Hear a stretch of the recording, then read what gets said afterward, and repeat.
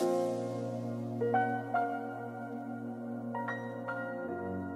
everybody, this is Donnie with Pvgna.com. Thank you so much for tuning in today.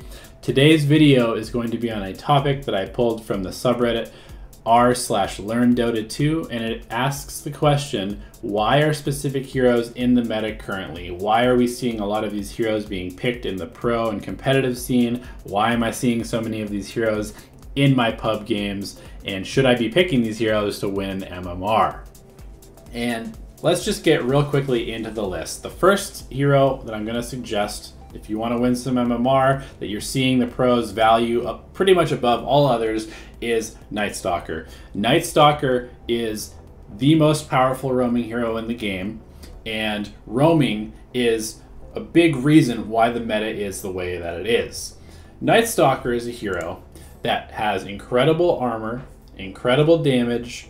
He has the ridiculous steroid once it becomes nighttime, where he becomes way faster and attacks way faster than basically any hero is supposed to be able to at that point in the game.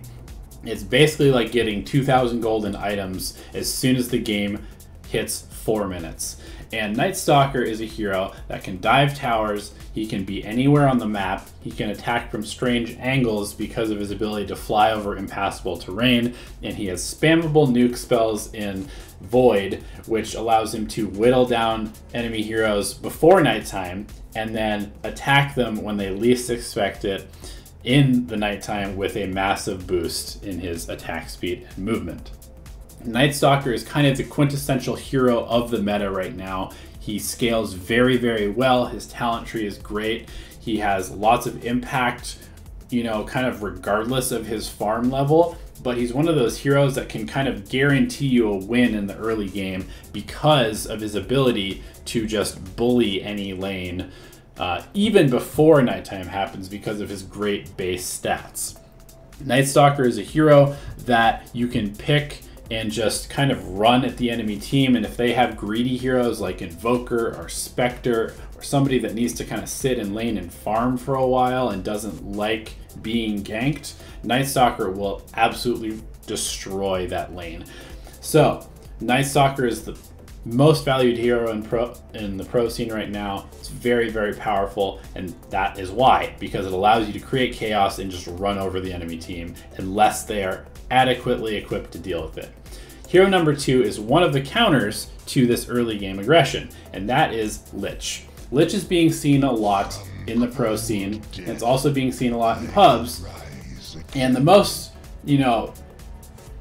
obvious reason for that is because of Sacrifice. Sacrifice allows you to deny 45% of the experience from every single creep wave that it's used on from the enemy team, and LICH and LICH's allies, if they are in range, get that experience. So basically, it guarantees you to win a lane. Whatever lane LICH is in, you win that lane pretty much hands down, because they simply get less farm and experience than you do. In addition to that, LICH's spells and ability to kite and ability to keep the core and even itself alive with ice armor is very, very strong at dealing with early game aggression. The slow cannot be underrated, and in addition to the slows and the defensive ability of LICH, you don't have to sit in lane leeching experience because you get it from Sacrifice, and you can keep the lane in a safe place near your tower by controlling creep equilibrium with the Sacrifice as well. LICH's talent tree is incredibly good as well. LICH gets exactly what LICH needs at pretty much every single level, and even in the late game with the sort of memey 150 damage and free Scotty or massive frost armor. They're both really useful skills, so if you do end up in a massively long game, you can still scale well into the late game on this hero. Hero number 3 is going to be Venomancer. We're seeing a lot of Venomancer, and the reason for that is that Venomancer is one of those heroes that can sit in lane by itself and deal with early game pressure. Venomancer is a core, one of the few cores right now that you can kind of just forget about, and you don't really need to support it that much. Whether Venomancer is in the off lane, the mid, or the safe lane, that versatility is a huge part of why Veno is being picked on the competitive scene. Venomancer will survive those lanes for the most part. Venomous Gale is very, very strong as a slow. It can help you get away. It can help you chase down an enemy. And Poison Sting allows Venomancer to trade very, very well with whatever heroes it's laning against because it does a ton of damage over time. It also has the slow, so you can get more right clicks in than they do. And just in general, Veno is one of those heroes that doesn't really need a lot of support. So it allows your team to dedicate resources in the form of more heroes to other lanes that might be weaker or being attacked by the enemy team's roamers, or if there is a bad matchup and your heroes need help. So Veno has a great talent tree as well. The level 25 talent of the Plague Ward and HP damage is extremely strong. The 75 damage right click allows Venomancer to actually function as a core in the later parts of the game. And like I said, it's just one of those heroes that you can kind of let it do its own thing and it won't feed and it won't lose you games by being in lane by itself. So, NECROPHOS. NECROPHOS is probably the core hero of this meta. Everybody knows that Reaper Scythe is very strong, but of course Ghost Shroud is probably the most infamous spell at the moment because it allows you to heal probably way too much, and the infinite sustain that you get out of being able to right click and last hit heroes with Death Pulse is what makes NECROPHOS able to be also left alone in lane like Venomancer, but in an even stronger way.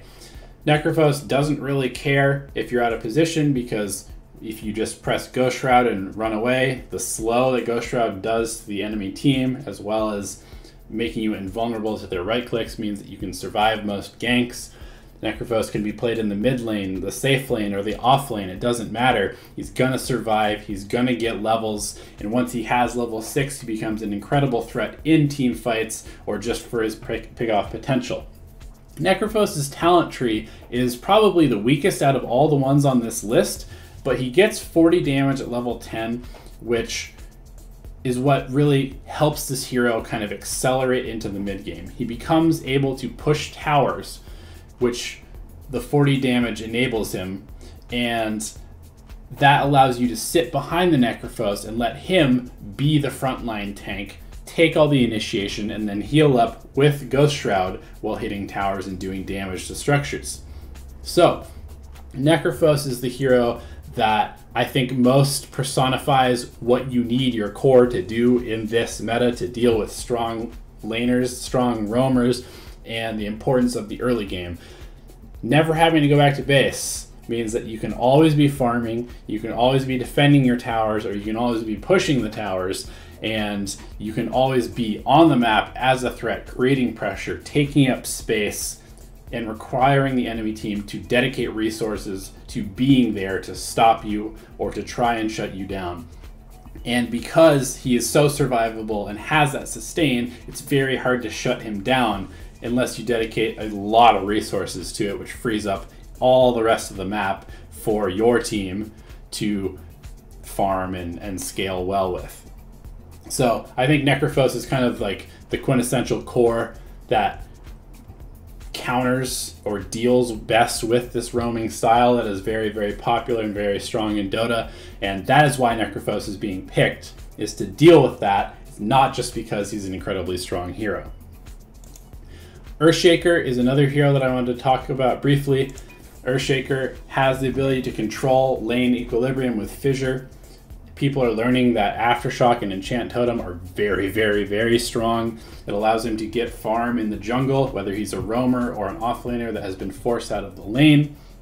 And EARTHSHAKER is one of those heroes that is fairly safe even in tough matchups because of the amount of stun that he has, his fast move speed, his ability to control the lane, and even if he does have a bad early game, he doesn't need a ton of farm to function well. Get an EARTHSHAKER a Blink Dagger, and he can basically do his job no matter what other items he has in his inventory. So that's why we're seeing a lot of EARTHSHAKER. He's also a versatile pick. We've seen him roaming, we've seen him offlane, we've even seen him mid at some points, and his talent tree is very, very strong, very good, and that seems to kind of be the theme of this meta. Strong in lane, strong talent tree, ability to function with or without farm, and the ability to scale from basically level 1 to the end of the game without having much of a drop-off. The final hero that I wanted to talk about is Bloodseeker. We're seeing a lot of core Bloodseeker, safe lane Bloodseeker, mid Bloodseeker, and everybody knows that this hero is kind of the scourge of pubs. He's very, very hard to deal with in an uncoordinated team because of Thirst, and that is part of why he's being picked in the pro scene. Thirst also gives vision when the enemy heroes are low, which is very useful, but more than that, Thirst allows you to leave Bloodseeker alone and focus your resources on pressuring the other sides of the map, which then helps Bloodseeker dominate his lane. So if you just have a Bloodseeker alone in his lane and he's isn't facing, you know, like a duel or a tri-lane, he can pretty much dominate any hero in the game as long as you are fighting the other heroes on the other side of the map. So if you have a strong roamer like a Spirit Breaker and you have that hero with a Legion Commander in your off lane and you're pressuring their carry and the enemy supports are all fighting and you're taking damage, your Bloodseeker is going to be absolutely wrecking the enemy offlaner because there's no way that any hero in the early game can deal with the amount of thirst stacks and damage that you get. If Bloodseeker is taking damage, he has the ability to, again, like NECROPHOS, infinitely sustain himself in lane as long as he's getting last hits. And that means that it's basically impossible to force him out of lane. He's always going to get farm. He's always going to scale from the earliest part of the game well into the late game. Bloodseeker's talent tree is again incredibly powerful. Every single level gives him something very valuable and very, very good. And he's another one of those heroes that can still have a lot of impact even with a fairly mediocre game because Blood Right is very strong, Rupture is incredible, and Blood Rage can buff even your catapult waves to quickly take towers or Roshan or whatever objective you're trying to get. So those are the main heroes that I wanted to touch on. Of course, Viper is extremely popular in pubs. We'll quickly look at Viper. He's again one of those heroes that you can just kind of leave in lane. He's gonna be fine. He's probably not gonna feed. He can dominate anybody unless they bring more support into that lane, and that means that he takes up a lot of space and resources from the enemy team that frees up the rest of your lanes to have a dominating performance in the early game. So really, that is the meta, guys. That is why these heroes are so popular, is because if you have strong roamers, you have to have strong heroes that can deal with them in the lanes themselves, and if you can dominate a lane, the enemy team either has to sacrifice that lane and that core hero or dedicate a lot of resources to reinforcing that hero, which frees up your other strong laners to dominate their lanes. So take up space, create space, and you win the game of Dota 2. Hope that helped, guys. Thank you so much again for tuning in. We'll see you next time. Good luck and have fun.